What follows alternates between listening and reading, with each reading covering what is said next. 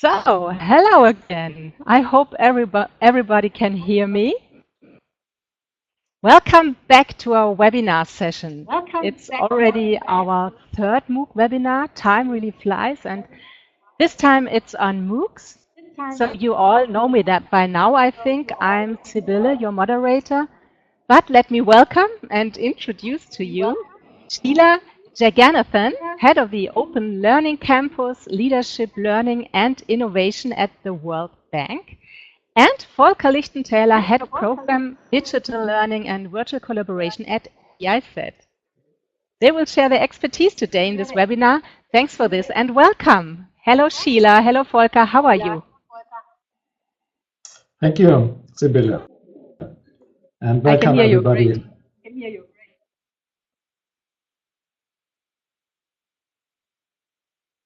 Sheila, can you hear us? Say hello. Sheila, can you hear us? Say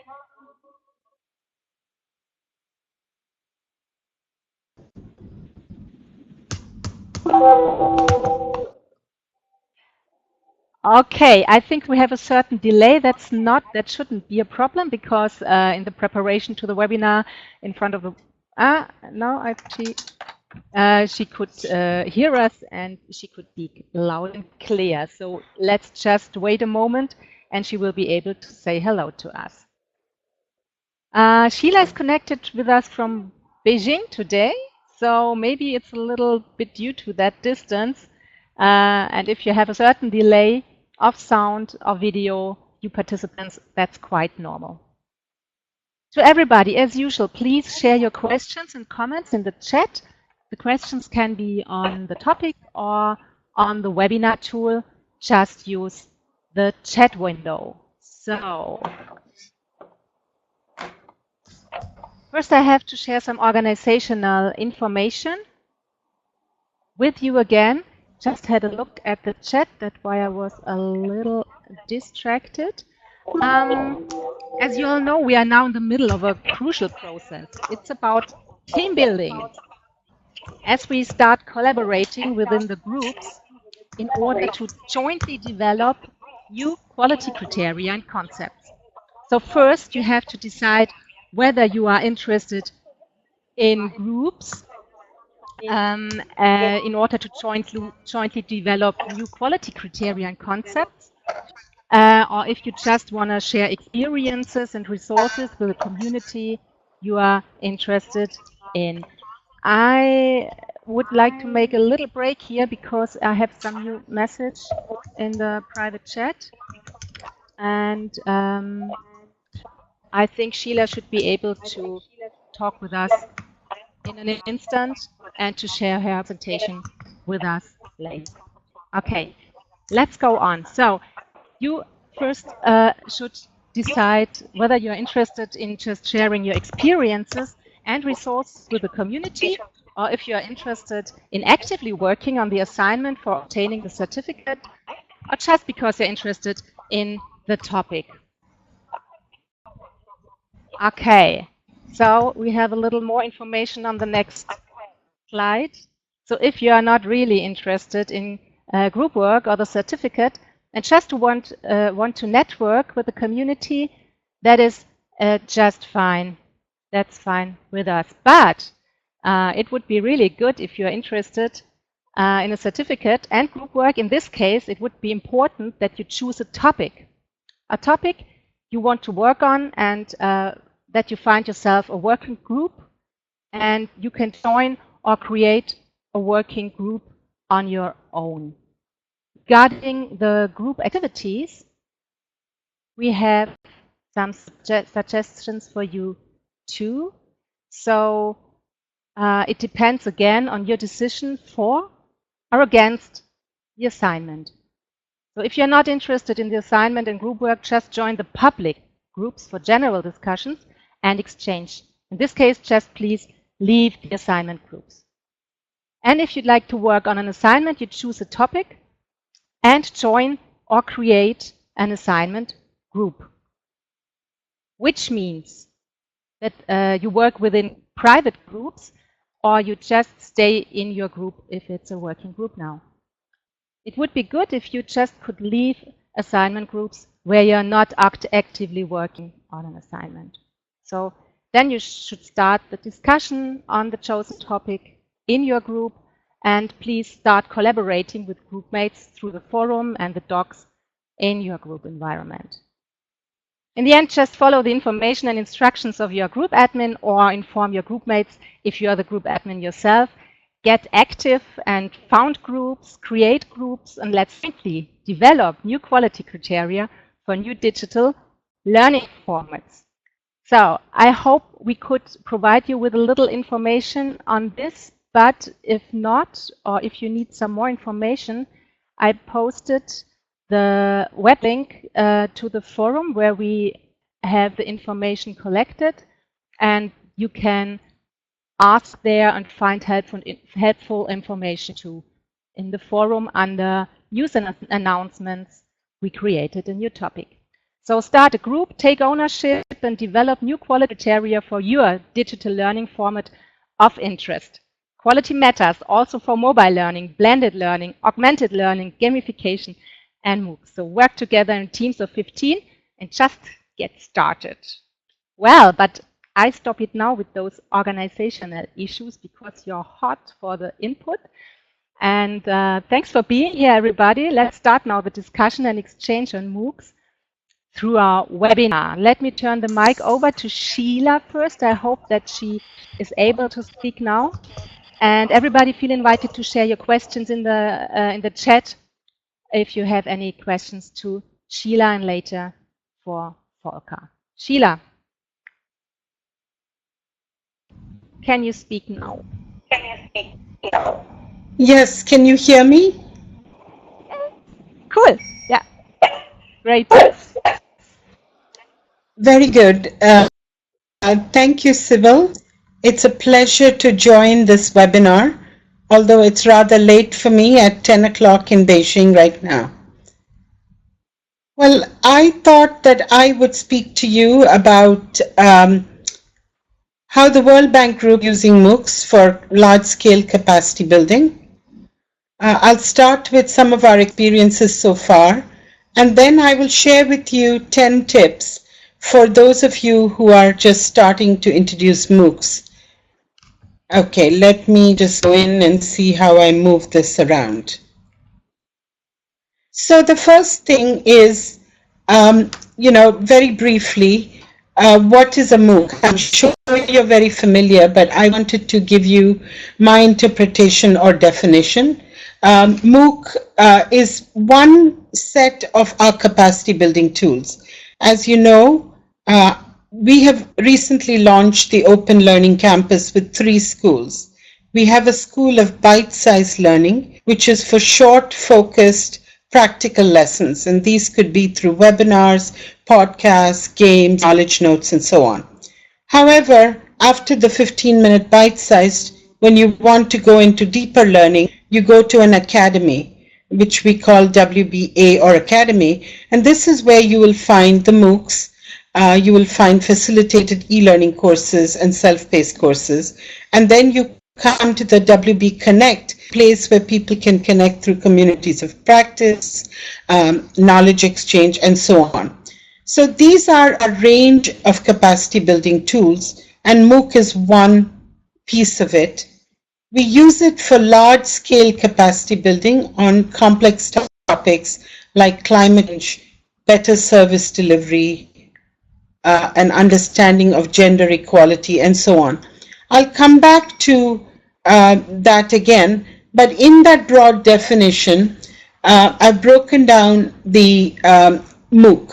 So MOOC can be anywhere from 10,000 to 100,000 people. Most of our courses have averaged between 30 to 40,000. MOOC, the O in MOOC focuses on open registration. Now, this not only means open content, but it most likely means free of charge, although many MOOC providers these days charge you for the certification. And the online allows both self-directed learning, parts of it, as well as cohort-based. So the World Bank Group MOOCs, we have facilitated them, and for a reason, given that we're dealing with some of the complex topics I just mentioned, it requires a lot of facilitation for people to understand, clarify their misconceptions, and have an opportunity to dialogue and debate on these complex areas. And of course, the course gives it a connotation of it being a structured activity, not an informal activity, and it could have, as I said, a facilitator through the MOOC and also followed by an online community. So let me move on to the next slide. This slide talks about the fact that we have started using Coursera. We started MOOCs about 3 years ago and started with Coursera. It has this set of numbers. However, I'd be happy to note that starting September 2016, we will also add edX to our portfolio of MOOC platforms. This next slide gives you an idea of the number of MOOCs we have done. We have done 6 MOOCs, although we have over 300 plus facilitated e-learning courses, 2,000 bytes. And the point I want to add here is even as early as 2010, actually that number is wrong, we were doing 95% face-to-face and 5% video conference. Today, for client learning, I don't mean staff learning, but for client learning, we have flipped that to 95% e-learning and 5% face-to-face. Our staff, I manage both the learning for staff and client. Our staff continues to use a lot of face-to-face, and we hope over the next few years to move a lot of that online as well. So this slide gives you an idea of the 6 MOOCs we've done. I want to be very clear that we don't plan to do too many MOOCs. MOOCs, as I said, is for a very broad, complex, cross-sectoral topics for broad awareness raising from policy makers to the general public. So we will continue to use the other tools and MOOCs for the topics I mentioned. So far we have done Turn Down the Heat, Why a Warmer World is to help people understand what a 4-degree warmer world will do to the citizens on climate change. And that in English and in Spanish, quite successfully reaching jointly over 50,000 people. We also did a MOOC on our flagship that the World Bank puts out called the World Development Report, and the 2014 one was on risk and opportunity, and this was a very popular MOOC. We've offered that twice as well to about 60,000 people. We did a MOOC this year and last year on citizen engagement. How do you engage with citizens in global development work? Again, a popular one. We did one on service delivery and how public-private partnerships can help.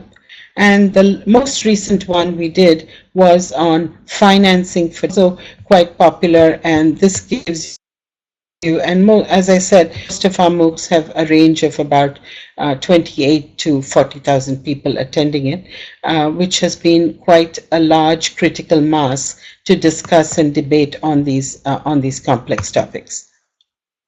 So this slide actually gives you an example.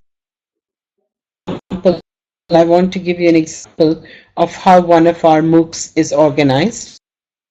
So basically, this MOOC is on the Turn Down the Heat. So we organized it into 2 tracks. As you know, for the world, policy makers and influence the change agents are very important to us. So we offered 2 tracks. We offered a policymaker track with special exercises and a few key readings for them. And we offered a general champion track, which could be a citizen, a student, and so on. We had about leading climate change experts, both from internal but mostly from external This MOOC was based on a report developed by the Potsdam Institute of Climate Science. That was the flagship, and we got experts from global experts. We also got developing country experts from every region. So videos were a core part of this. Then on the Potsdam report, we had core readings, online resources. We used peer assignments, where they're asked to write an article or a expose on a particular aspect of climate change, and the peers graded based on a rubric. So you can see that it was quite an intensive one, and more than about 15% of people got certificates. So this next MOOC, just to give you another example, was based on risk and opportunity for development. And here, in addition to everything I told you, we also introduced a small immersive or micro simulation where people actually put in their variables and see what are the risks and opportunities in their particular problem. So you can see that some of the feedback we got was that people said, and if this was a very effective course, helped me learn more about risk management, so particularly felt that the engagement and interactivity was good. Next slide, and I will go faster because I may run out of time. But this slide talks about some of the innovative features we have used in MOOC. I told you we used a game. Other thing is we used visual pathways to allow people to be informed about how much work they have completed, what is remaining, etc. We also used the concept of a course hero.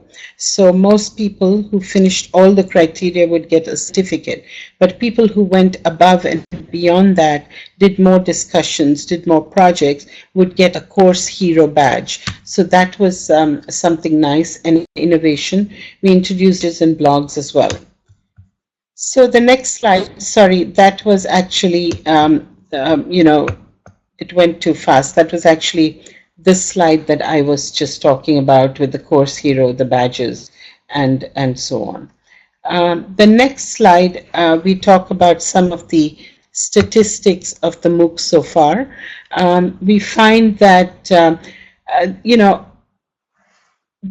the international MOOCs that we did at the World Bank, the statistics were a little bit different than the general Coursera academic MOOCs. I'll give you some stats. So we had 54% male, 46% female, compared to the 65-35 overall for Coursera.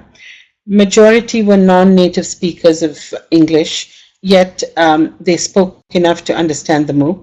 The ages varied approximately. 40% were in the age group of 25 to 34, and about 30. The rest of it were 35 and older. 95% at least had a bachelor's degree, and about 51% also had a master's degree as well. Okay, let me go to the next slide. Here we talk about the country representation in our MOOCs, and we found that the top 10 learner countries were, of course, the US and UK, Germany, Russia, India, China, Brazil, Australia, and Spain. You also see a breakdown here between developed country and developing country representatives. So next, that was the snapshot of the World Bank Group. But next, let me give you 10 tips that were important, that we learned through the process of doing all these MOOCs. First, MOOC is not a tool for every learning or capacity building. So for us, we said the key areas that the MOOC would be helpful would be to raise awareness to large global audiences, to share lessons, again, to sensitize people to issues like gender, to facilitate consensus among multiple stakeholders, like an action for climate change. But for the other more deeper learning, we would go to different types of capacity tools. So the next issue is you need to make a decision on the platform upfront. In the Here in the US and for our global audiences, we considered Coursera, we considered edX, we considered Udacity, but I think in Europe there are many more, FutureLearn and so on. But we went with Coursera because 3 years ago, they had the maximum number of partners and courses and so on. Since then, things have changed, but it's important that you decide what platform you use because some of the design needs to be adapted platform you use. The third thing is what I found is that it is really important to organize a concept review, have a concept note, a concept review meeting to somehow have a roadmap for your plan that all the key stakeholders in your team agree on the set of a structure, agree on the sources of content, agree on the outcomes and results, agree on what the risks are and how you mitigate them, agree on how you sustain it, the timeline, budget, and so on. And so I would strongly suggest starting with a concept note and a concept review meeting. Of course, pedagogy MOOC is not about the technology. The pedagogy is most important. And so invest in a pedagogical strategy. What we were doing is we didn't go for a construct MOOC, which largely relies on discussion and dialogue. We divided into two parts. We wanted one part for information dissemination through top quality, world-class experts through video. Remember, video is short, 10 to 12 minutes max. Then readings, then optional assignments, then quizzes. That is for the information dissemination part. The second part is lots of interactions for the student within the course and through social media, through e-discussions, social platforms, etc. We also included different types of assignments, and I'll talk about it a little bit more. But so that is investing in a pedagogical strategy is important. Just carrying that idea forward, I thought that there were 4 pillars on a pedagogical strategy of a MOOC. Video lectures, expensive but top quality and top quality experts. Exercises. So we used peer review exercises, which is the critical innovation of MOOCs. When you have 40,000 people, you want the peers to review it. Otherwise, you will not be able to do that. So, and community, building community. The next point is put together a multidisciplinary team comprising of instructional designers, comprising of graphic designers to make your MOOC look good, of course, content experts, people who know how to create the MOOC site, programmers, and so on. So you need to put a multi-team. Either they can be part of your in-house team in your organization or external. I thought that people have said that our MOOCs are very engaging, and that is because we invested a little bit in the interface to have an interface that is visually attractive but also easy to navigate and so on. So that's important. Plan for a realistic timeline. You may not like to hear this, but to do a very, very good MOOC, I think you need at least 6 months from the time the concept note is approved to the time you deliver, because it takes time to do a quality MOOC. And part of the reason too is that we reuse all of the assets that we develop in a MOOC through other learning plans. So we want high quality. For us, facilitation was very important. So for every MOOC, we put at least 4 to 5 virtual facilitators, guiding, coaching, mentoring, encouraging. So that was very important. And finally, last point, number 10, you invest a lot of time and effort on developing a MOOC. So you need to put some time and effort on marketing it. Coursera does some minimal marketing, but you really need to reach out to your networks, have a social media strategy, and do a fantastic job of marketing it. So I will stop right there and happy to answer questions. Sibylle, did you say I would respond to questions now or afterward? Yeah, okay. You're perfectly in time. It's really, really great. And I followed you, and I also followed the chat a little, and I have some questions for you. Maybe some of them are already a little answered, or you just gave a clue how how the answer could look like. We had in the beginning, we had Irene Maveo, and she asked, how do you keep track of over 30,000 participants in a course? And the answer was already in the chat, but I think we could just mention it here now. You already said it too, Sheila, that you had peer learning concepts. So there were groups, and they were reviewing the tasks of and the results of the other groups, I think. And Irene wanted to know where do you get your facilitators from, and So, if they are yeah. trained to handle these numbers of participants. So if you like to say something. Yes.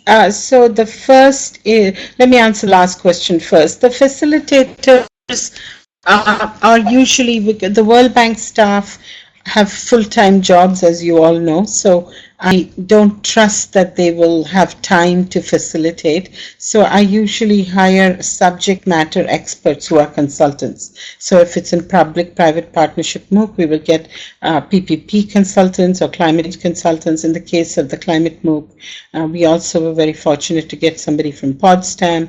I hired facilitators who, because, and this goes back to the first question, how do you manage? These facilitators, at least one or two of them, work full-time on the MOOC for the entire period. And then there were other senior experts who just come in for a Google Hangout, something like that. So I think I've answered that. Yeah. Was there some, I'm scanning I it. have another question. There's again Irene. She's asking if there is an effort to attract those without bachelor's degrees to join the MOOCs. So we don't put any kind of limitation on education to join the MOOC. MOOC, as you know, is open to everyone from a 10-year-old to an 80-year-old. So it's really open. What we found is that the stats I told you, but we don't put any criteria or filter. Okay, and have you found out why the number of female participants is so low? It wasn't that low. It's 46 to 54. So, you know, I didn't think it was particularly low. Yeah, so it wasn't low. We would love it to be 60, 40, 60 female. It depends on the topic. We haven't done too much analysis. I mean, this is what we got. It also perhaps goes back to, you know, LLI, we do lots of courses besides MOOC, and the patterns, similar patterns evolved in some of the other products as well. Okay. Again, there are two questions, one from Irene again, and the other from Navasililo. Irene is asking any statistics for Africa. That was while you were presenting your stats. And Nava asks, what was the hindrance that Africa did not fully participate? So it's about Africa. Can add some information to this?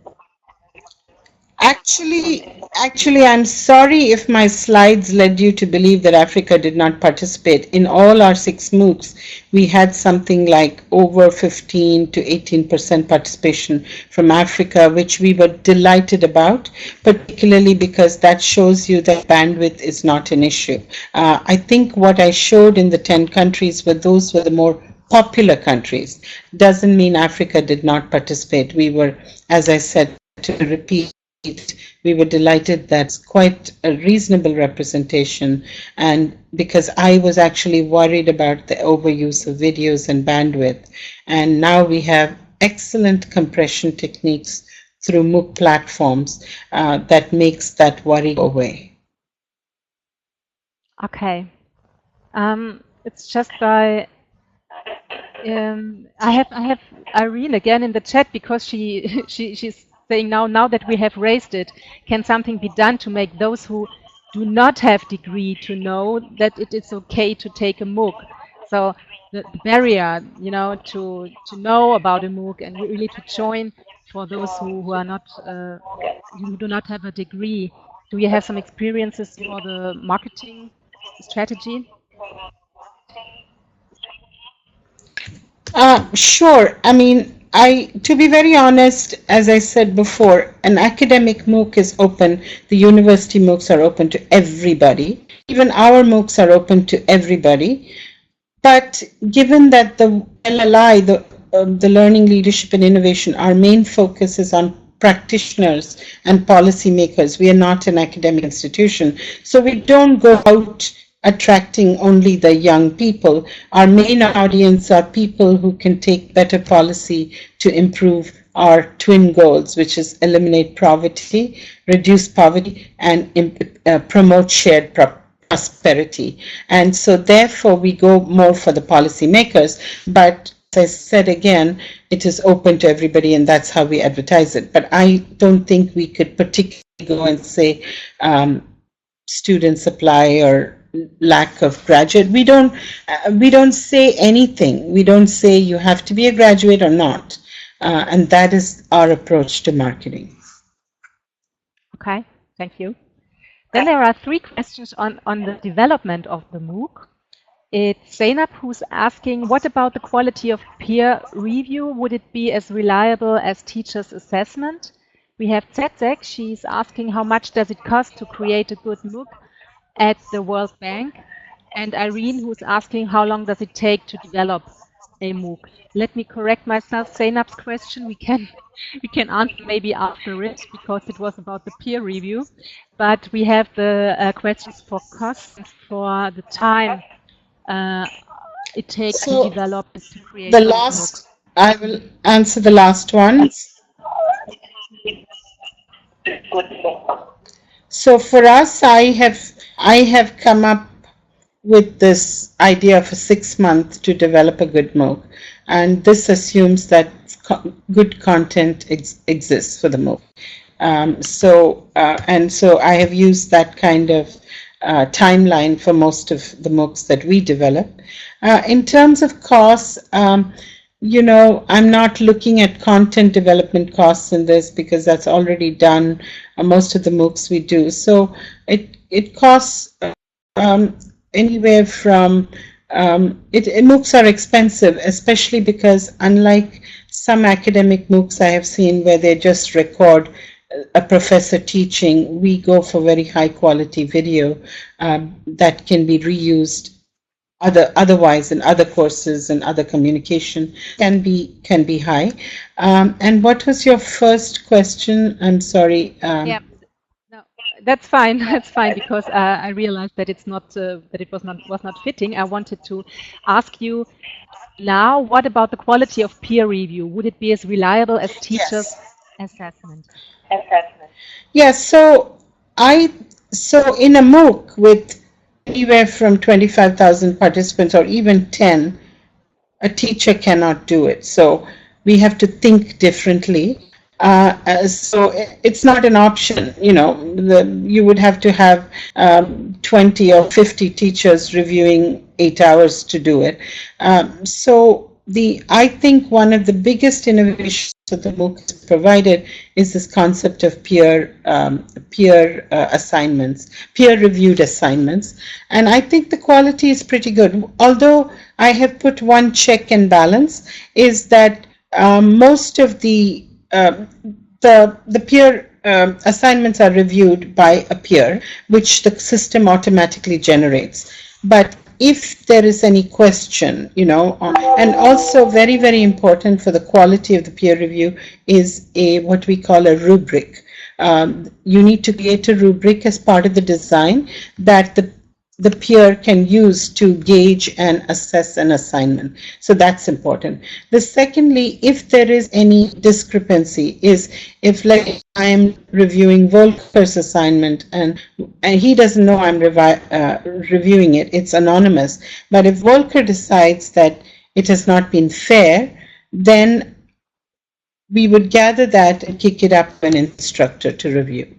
So that's the process we have. Overall, I have been pleased with the quality. Okay. Very good, thank you. And there's another question by Kay. What are some good ways to increase participation throughout a MOOC, knowing that there is a normal drop-off during the 3 to 4 weeks into a course? Yeah, so that's where the design comes to play. You need to make the MOOCs very relevant, have top quality speakers who speak to the objectives of the MOOC. Also very short and engaging presentation, they don't get bored. Different kinds of activities. We have quizzes that are machine graded, we have the peer review activity, and we also have something called the digital artifact, where we ask them to create, using 2 or 3 different media, a sort of takeaway from the MOOC. So yes, there is the natural attrition of most MOOCs, that there is a dropout rate, but by having these various types of engagement, also lots of social media, lots of e-discussion, dialogue, through facilitation, we show the presence that somebody is there, and it's not that nobody is looking. But most importantly, there is the lure of the certificate, right? If you really want certificate, then people complete it, and people seem to want a certificate from the World Bank and Coursera. Thank you. Great argument. Okay, I have two more questions, and then we stop for having enough time for Volker and some more questions. So I'm sorry that we cannot answer all questions, but we have our forums and our groups, and we can discuss it there. Deschamps, he asks, how can I participate on a World Bank MOOC? How can I participate in a MOOC? From the World Bank. Join the next MOOC. Join the next MOOC that's coming up. We actually finished. We operate by fiscal year, and our fiscal calendar ends on June 30th. So we have delivered most of our MOOCs, 3 even this year, but we have 2 more coming. The English climate change, which is substantially changed, and a Spanish version of the climate change. So I would ask you, just go to Google and say Coursera World Bank MOOC or Coursera World Bank Climate Change MOOC, and you'll get all the details about it. Oh, we also have a French MOOC on PPP coming up in June. Very good, thank you. And the final and maybe most important question, and I think it's really a good bridge to the next presentation too. How did you evaluate and assess the quality of your MOOC? You already presented some lessons learned. Yeah, how did you get those results? Well, the MOOC provides a lot of learner analytics, so we are able to get the numbers and so on. The lessons learned have been because, to be honest, we have not done a full quality review in that sense, because over 3 years we have only done 6 MOOCs, and I was waiting to have about 10 MOOCs to get an evaluation done completely. The lessons learned are through ex ante and post reports and debriefs and so on, that we have learned these lessons. It's more my own understanding of this MOOC starting from day one, and how we improved each time we did it. But we've also analyzed some of the data to a minimal extent to see which pedagogy is appreciated more and has better results and so on. But we haven't really done a very thorough independent evaluation yet. Thank you. The problem today is technology. Technology is changing fast, that we have to be very nimble and agile, and that's part of a challenge and an opportunity. Thank you so much for being here, for sharing your experiences, Sheila. Applause to you. Stay with us, please. And I would like to give the mic to Volker and share another question that's really fitting. It was Janina. She asked how about the MOOC experiences by GIZ, similar to Sheila's information about MOOCs. So maybe, Volker, that would be your turn. to jump onto the stage.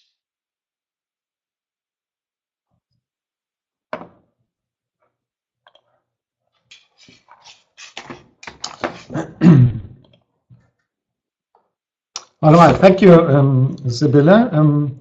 I hope everybody can hear me. The mic, as we just switched on the mic, is everything okay? Yeah, we can hear you. Looks like, okay. Great. Thanks very much. Yeah, thank you, Sheila. Thanks a lot for taking your time that late in the evening in Beijing to join us here. And you already said a lot what I was about to say about MOOCs. It's really impressive what you have done, especially with the number of participants. I don't know whether you had a chance in the MOOC in our MOOC here on Quality for Digital Learning to check the experts profiles. My name is Volker Lichtenthäler. As Sibylle said, I'm working for GIZ. GIZ is a German organization working on behalf of the German government and government cooperation. So there are many similarities to what the World Bank is doing. And as you can see here on this little map that shows our offices worldwide, we are mainly active in developing countries, in development projects and in international cooperation. And so that's a natural thing to use new media for capacity building and learning. And of course, in almost all our development projects, there's a component of capacity development and knowledge sharing and know-how which has been generated within the projects and needs to be shared with others. And that's why we started about 12 years ago with the learning management system, the Global Campus, and with courses and traditional e-learning courses. And that's also why we are very active in this initiative, this network of international organizations, which is called Open ECB Check, and is concerned with the quality assurance of e-learning. And just like the World Bank, we started about 3 years ago also to go beyond these traditional settings and beyond focusing on the online course and instead to offer MOOCs. For me, being involved in the first concepts and the first setup of the MOOCs at GIZ, I perceived it as being consisting of or based on 4 pillars. The MOOC is an online course, of course, just like all the others we are offering. It is a journey, because you never know what's going to happen in a way, if it's really a MOOC. And it's an event, an online event, which can make can lead to a lot of visibility, which is very important for us, just like the World Bank, addressing issues like climate change, or in the case of our first MOOC, which we offered, the question of economics of land degradation, so the issue of land degradation, which we addressed in this MOOC. But at the same time, it's also, in my perception, a community of practice. And so this is the MOOC running. We are running at the moment concurrently with our support here for our quality MOOC. It's about powering agriculture, alternative energies and sources in the area of agriculture. And as you can see there, I don't know whether I can see the pointer, this is a very, very conservative, let's say, structure of course content, week 1, week 2, and assignments, and groups working on the assignments, and a clear navigation, and 6 weeks, and so on. So we have been offering 3 MOOCs already in note, which is in a way, I think, quite similar what the World Bank is offering in cooperation with Coursera, but it's not not exactly that size of participants we are addressing, and right from the start we were focusing on a smaller group of participants, and we didn't go on purpose in a way. We didn't really partner with one of the big platforms, and we didn't invest a lot of time and money in marketing. Actually, we did also need about 4 or 5 months for the conceptualization. But instead we put it through our channels and addressing these practitioners, policymakers. You were also talking about Sheila, leading to participants, to groups of about 2,000-3,000 from the size of the MOOC participants. But we had many non-native speakers. Most of the participants came from developing countries. We had almost half of them actually from Africa, and most of our participants never did a MOOC before. It was their first experience, and they didn't know anything about MOOCs, or didn't know about Coursera, for instance. So that was a bit similar, the target group. But then again, we also thought the group building and the community building, and that's something what Sheila also addressed. A MOOC is also, in a way, a community of practice. And that's our approach towards MOOCs underlying. So we put a lot of emphasis, if we see these 3 areas in this part of cooperation, of collaboration. Whether let it be a constructivist or a collaborative or whatever, however you will. But that's for us one of the main targets, to facilitate this process and support this process, that practitioners in the field, let's say like in this in the economics of land degradation, cooperate, find each other and share their knowledge. And the best practice examples and the databases, the case studies, the field studies, which is this part here, the know part, so to speak, is important, but also the learning part. I would say in our perception, the main part lies, or emphasis lies, on cooperation.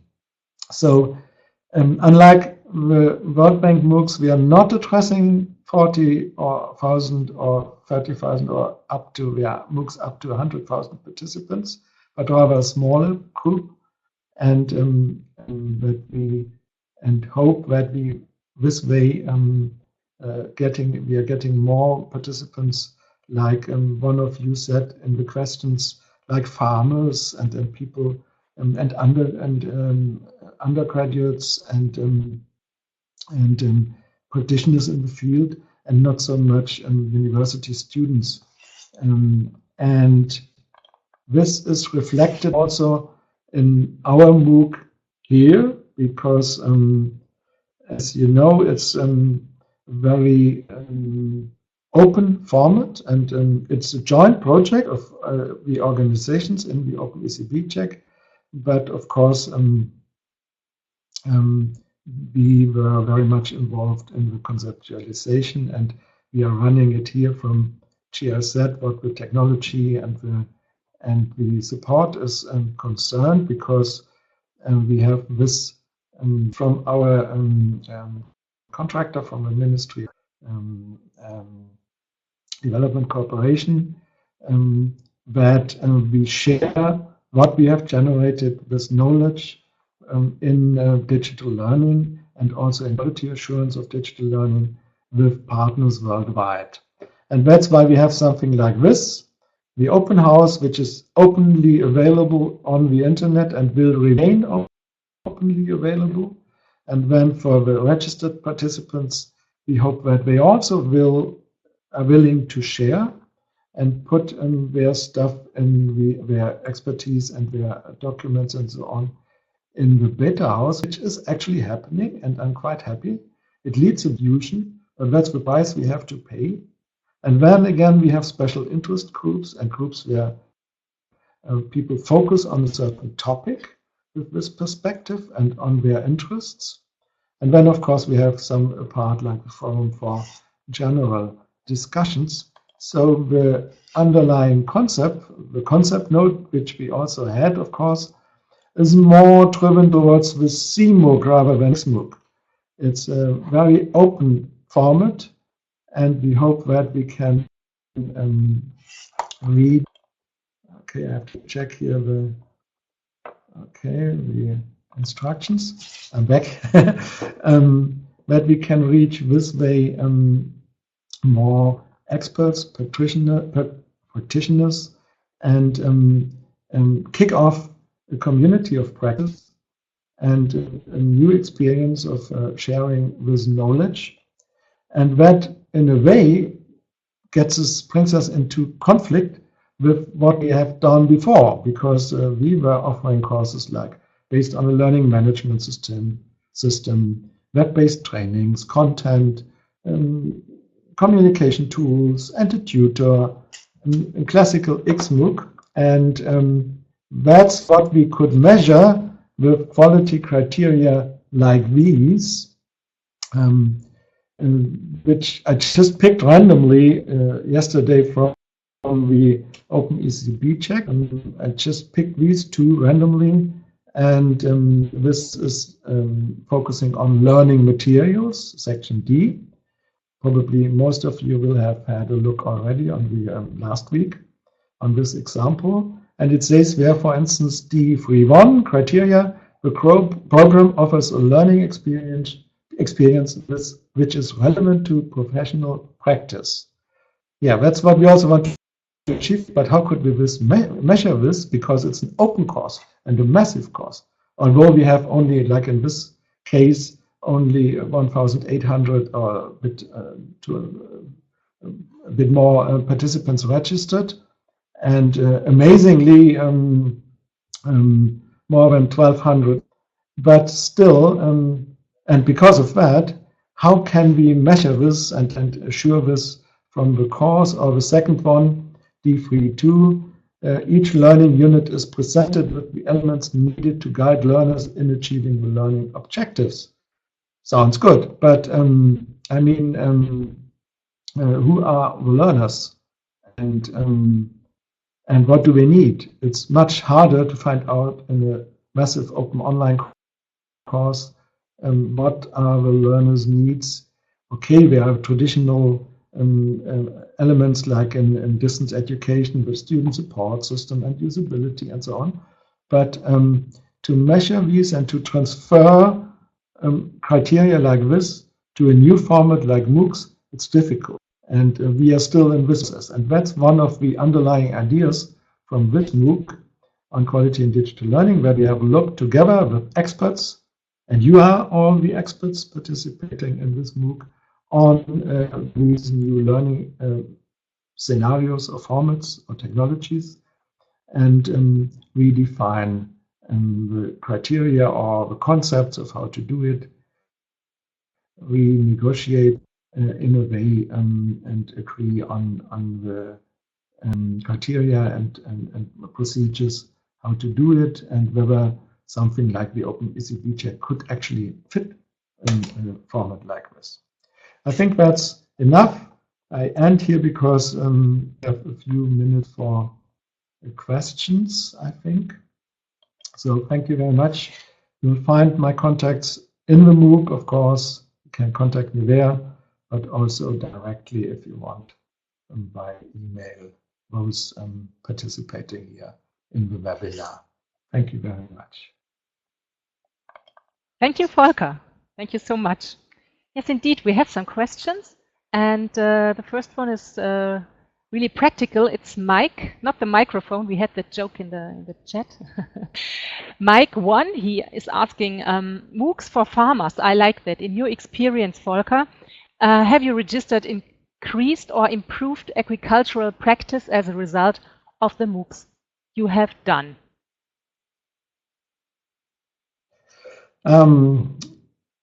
Honestly, I can't say. There are indicators for this, because in this MOOC I was referring to, there were farmers participating, and they gave in their case studies their own projects with small farms actually, and discussed this with the others, with the peers. So I hope that what they earned and the knowledge they acquired in this process and from different from others in the world will be of benefit for them. And there were projects actually where there was an exchange of advices and experiences between small farmers in Africa and in Asia. It is the output of this first one is a tool book, also referring to case studies like this.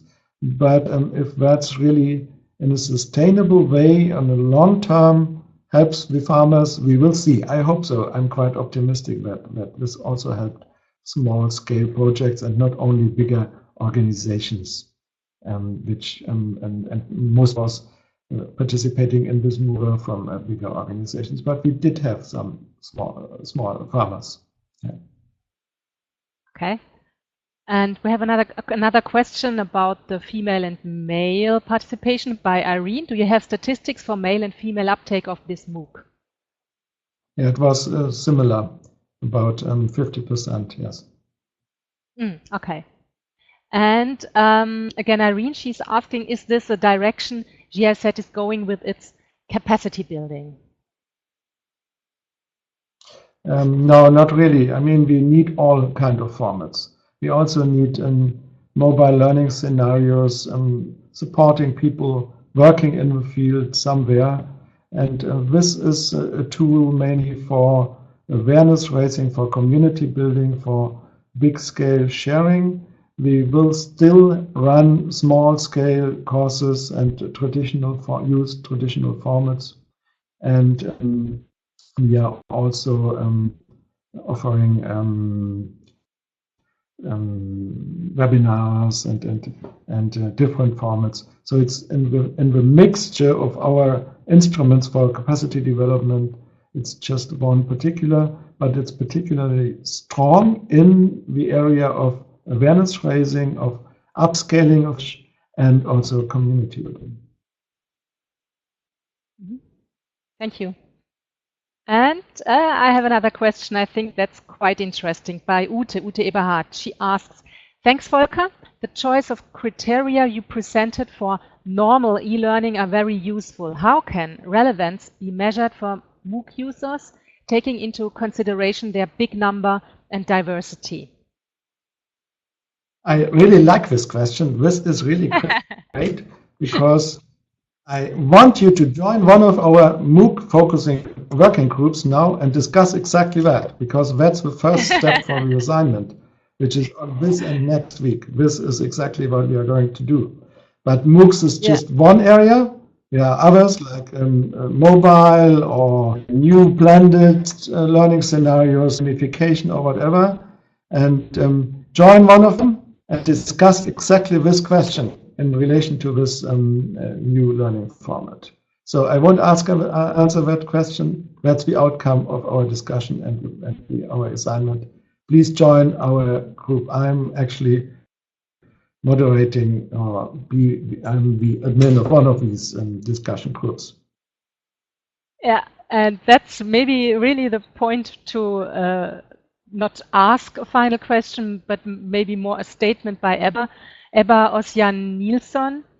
She says, Volker, thanks a lot. Will be interesting if ECB check can be turned to be valued for MOOCs as well. Maybe your last option to say something to your MOOC group, Volker. I'm sorry, I didn't understand the last part of the question. Can you repeat it, please? I can't see it in the window. Will be interesting if ECB check can be turned to be valued for MOOCs as well.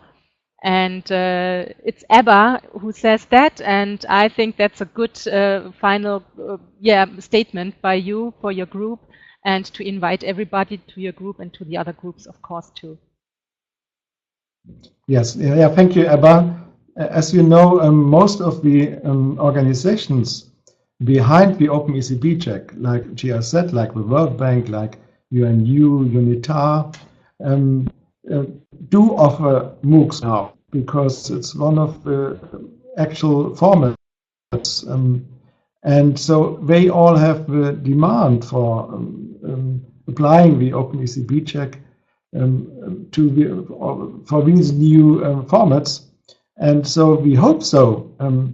But it's really a bit open, and we're also curious about what comes out of the discussion groups, if that's really possible and what it would mean in terms of redefining the scheme, the peer reviewing, the self-assessment tool, which you all probably have did already, which is openly available, and how we could go about this. So, right, yes, of course, we hope that we also can take out something here from this MOOC in these working groups I was just talking about, and applying this to the Open ECB check, which then gets shared openly again, because you all got the quality criteria catalog, and it's not only here openly accessible, but also on the website of the ECB check.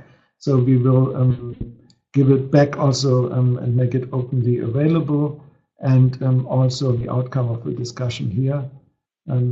Once again, I would like you to join the discussion groups. And if you are interested, especially in MOOCs, please join one of our working groups on MOOCs. All right. Thank you, Volker. Thank you so much. Well, everybody, thank you thanks to Volker, and thanks to Sheila, who had to leave early, I think, because it was already late in Beijing and she had a tight schedule today. Greetings to Beijing, and I'm happy to have seen you all again. Ah, Sheila, here she's again. Great, Sheila. No, I'm still here. Yeah, great. So, greetings to Beijing. Thank you for being here, and have a good night. For us, it's the afternoon. Greetings to the world out there, and let's deepen the exchanges on this webinar again in our MOOC. And please join the groups, and let's really develop quality criteria and concepts. See you. Bye-bye. Bye-bye. Bye. Thank you for being with us. Hello. Bye-bye.